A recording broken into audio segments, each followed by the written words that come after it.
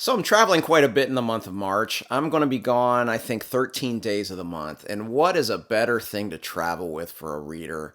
Well, I guess besides the Kindle. How about some mass market paperbacks? I'm going to call this mostly Mass Market March, TBR.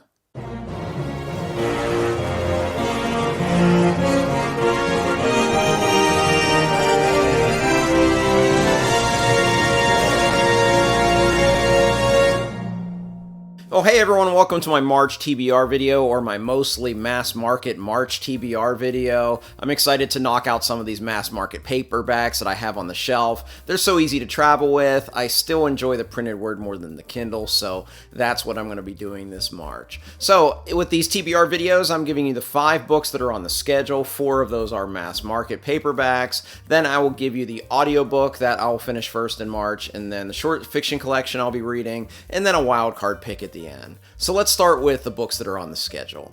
The Black Echo by Michael Connelly. LAPD homicide detective Harry Bosch is a loner. Son of a prostitute who was murdered when he was a boy, raised in orphanages and foster homes, he has been shaped by hard choices and solitude, and by his experiences in Vietnam. Called out on what appears to be a routine drug overdose case, Bosch soon realizes that this is no accidental death, and that the victim is someone from his own past.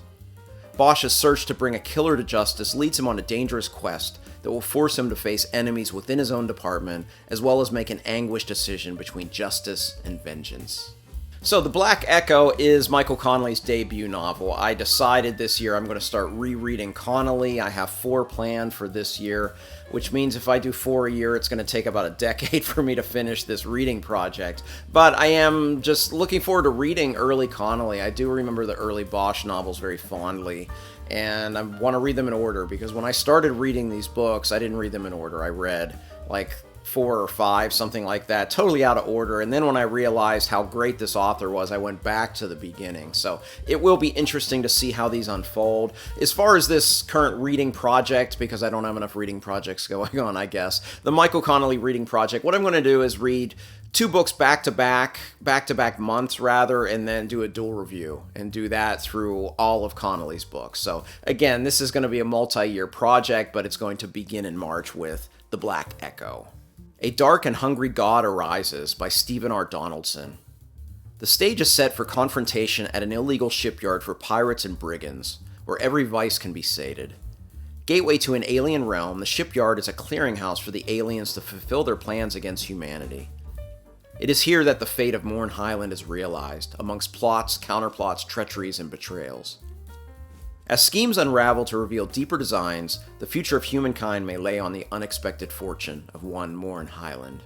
A Dark and Hungry God Arises. The Gap into Power is the 3rd book of the Gap cycle by Stephen R. Donaldson. This is a 5-book series, and this is book 3, and I have done reviews for the first 2, although I haven't released the review for the 2nd book yet, but look for that in a couple weeks.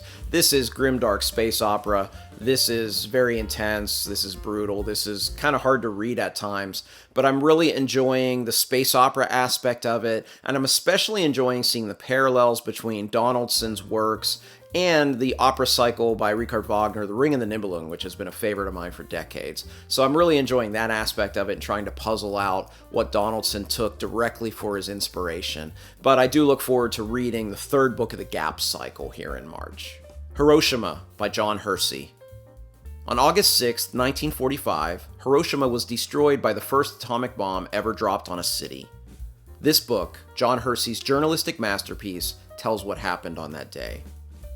Told through the memories of survivors, this timeless, powerful, and compassionate document has become a classic that stirs the conscience of humanity. So Hiroshima by John Hersey is a classic, and I was shocked to see how thin this volume is. I was actually in Hiroshima a couple summers ago, and I found the experience quite impactful, and immediately just wanted to read a lot more about kind of the personal experiences of those affected by the events of August 6, 1945. Thank you, Joanna, for sending this to me. This is one that's been on the TBR for quite some time, and she read this last year and really enjoyed it, and I look forward to reading this book by John Hersey that has become a classic. Hero in the Shadows by David Gemmell. A ruined city reeks of dark mystery. Shunned by brigands and common folk alike, it is home to fearsome wild creatures and tales that freeze the blood. Legends speak of slavering beasts, locked behind a powerful wall of spells. Millennia have passed since they were bound, and the spell of imprisonment has begun to fade. Soon the foul minions will break free to wreak vengeance against all that live. But no army waits to oppose them, only a ragtag group of unlikely heroes, led by an enigmatic figure with a blood-drenched past. Hero in the Shadows is the latest in the Draenei Saga. I think it's the 9th book in the Draenei Saga, and I'm most excited because the hero in the Shadows is Waylander, and my favorite book through all of the Draenei books so far have been the two Waylander books. The first one in particular is just fantastic. I think it's the best that I've read in Draenei. I'm kind of getting towards the end of these Draenei books, and I'm really enjoying them. They do function in many ways as standalones, and I look forward to finishing the series and then doing a video about all of these Draenei books. So there are 11 Draenei books, but there are 2 prequels as well that I plan on reading, and I think I have 4 left after this, if my math is right. Yeah, if this is 9, I have 4 left after this. So I'm really, really looking forward to reading Hero in the Shadows and being reunited with Waylander. Murder in Lamut by Raymond E. Feist and Joel Rosenberg. For 20 years, 3 mercenaries have fought other people's battles. While on a welcomed restful break from battle, the trio are ordered to accompany a noblewoman to a political summit. This seemingly uncomplicated and undemanding assignment is not straightforward in this land of violence and treachery. When a winter storm traps them inside a castle with ambitious lords and ladies, the mercenaries suddenly find themselves with a series of cold-blooded murders to solve, and perhaps the future of Midkemia resting in their hands. So Murder in Lamut, I think it would be Lamut, I don't know, I'm going to say Lamut. Murder in Lamut is the second book in the Legends of the Rift War series, which is really 3 standalone novels that Feist wrote with other authors. The first one he wrote with William Fortune, Honored Enemy, really love that one. This one with Joel Rosenberg, another famous fantasy writer from the 80s and 90s. And then the third one he co-wrote with S.M. Sterling. So I'm looking forward to continuing this. I think Feist is very good at collaborations. My favorite works of his is the Empire trilogy that he co-wrote with Janny Wirtz, and I really enjoyed Honored Enemy. It was kind of my big surprise that I read in January. So looking forward to reading Murder in Lamut. Thank you again, Jeff, for sending me this series. I'm really enjoying getting back into Rift War after taking about a year off from it. Alright, so those are the 5 on the schedule. The audiobook that I may finish in March, and probably will finish in March, is Sea of Rust by Robert Cargill. This is a post-apocalyptic story where humankind has been wiped out, and it's from the narrative voice of one of the robots that still lives.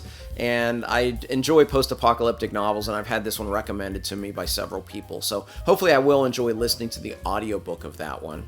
My next short fiction collection, this will be a new one, and I may finish it in March. As you know, if you watch these TBR videos, sometimes they linger depending on the number of short stories in the collection. But this one is all novellas, and there's 5 or 6 novellas, and this is Don Winslow's latest, The Final Score.